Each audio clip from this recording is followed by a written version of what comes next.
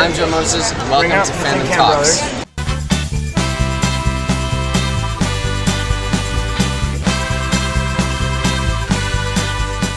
Hey guys, welcome to Fandom Talks Doctor Who!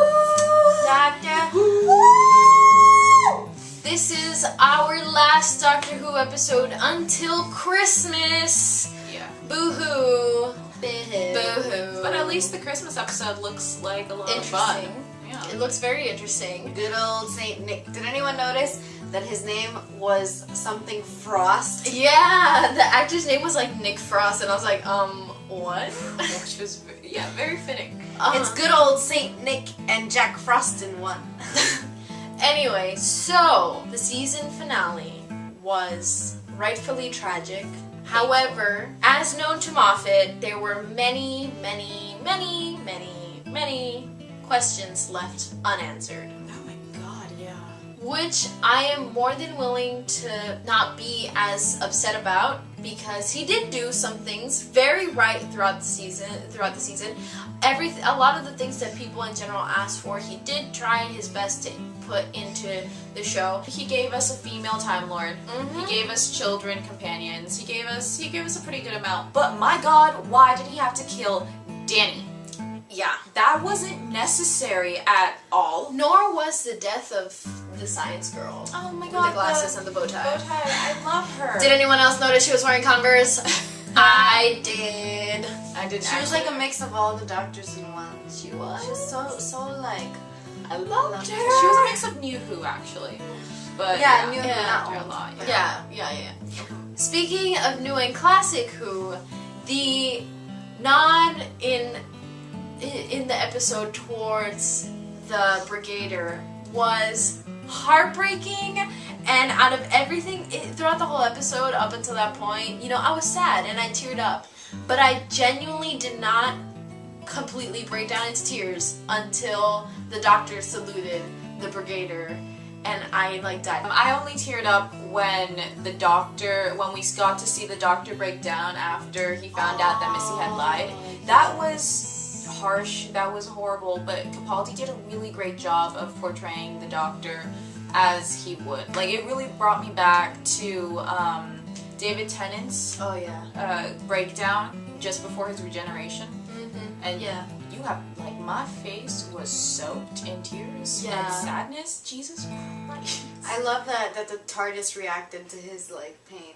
Yeah. That it just it sparked back and it was I feel your pain. Oh, I loved that too. Yeah. That's one of those pivotal moments where you realize that they really are one. Speaking of kind of having strong relationships, this really did show just how close the Doctor and Clara have been throughout. Oh yeah. Just how much their relationship has grown.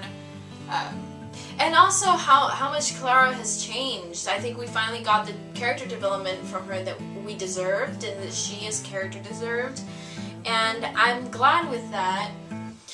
Even though the way that she changed, it's an interesting way, because she became very much like the Doctor. Yeah. And at the end you see that they both end up being liars. Which, I still don't agree with the number one rule is the Doctor always lies. I don't agree with that. I still don't. It pisses me off. It's a very MOFFAT concept. I was not okay with the way that it ended between Clara and the Doctor. There was no closure at all. Yeah.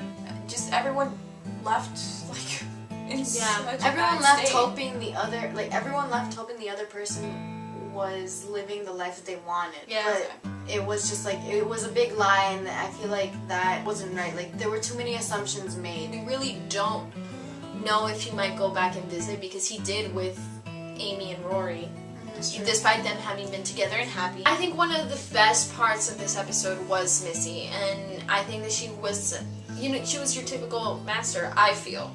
He's always been a lunatic, he's always been kind of crazy, and there was never really a real point to his plots other than trying to show the Doctor that they were the same.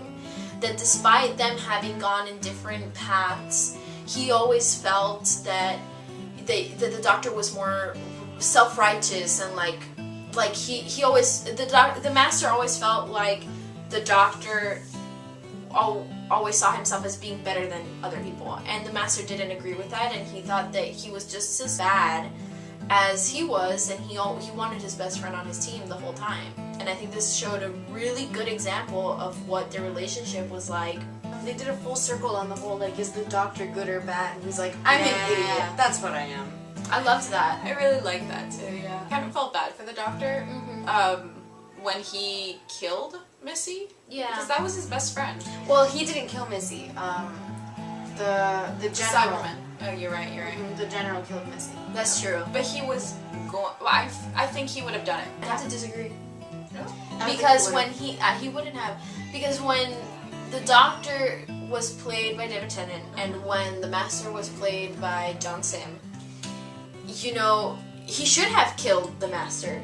He tortured him for a whole year, him and his friends and Martha's family, and he watched that happen and he watched him destroy the Earth, but he still didn't want to because the only other person that he had was his best friend, and even though they aren't at that same place anymore, he's the only other one, and he doesn't like being the last one of his race. He doesn't like being the only person in the universe. Which is why it was so low that Missy was like, here are the coordinates to your planet, go home. You know what I did find interesting? That the Doctor never noticed.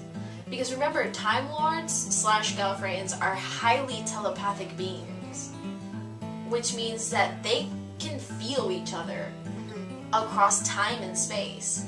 That was a big thing during RTD's era. How did he not notice that the Master was there? You know, I could understand during when John Sim's Doctor was happening, and during Classic Who there were Time Lords, so I could understand not, you know, knowing certain things. But like, at this point, it's just him, and he believes that it's just him. So how? Why? Actually, yeah, you have a point. And during Ten's era, he felt the Master too. Like, he had no idea what it was, but something pulled him to that junkyard. Yeah, exactly. And not just that, when he opened his locket, he knew immediately that there was another Time Lord there. You know? More questions to be answered by Stephen Moffat, or next season. Who knows? He likes to delay things. Danny died, but we don't know where he is. Right? Is he actually in heaven? Is he still stuck in the interface, the Gallifreyan technology? Yeah, like, will the Doctor find out about everything? Like, all of these questions, like, are like, there were so many questions left unanswered that it bothers me.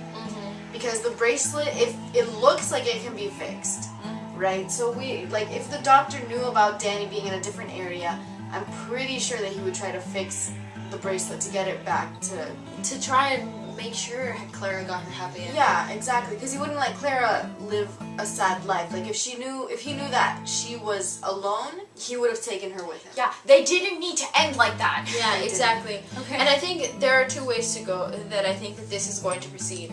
And it's either that next season, that's going to be the plot. It's going to be the Doctor finding out and the Doctor and Clara trying to get Danny back. Or it's going to proceed in whichever way, and we will never get our answers. Which would suck because it would prove that Moffat just kind of listens to us and gives us little tidbits that we want and then does not pull through.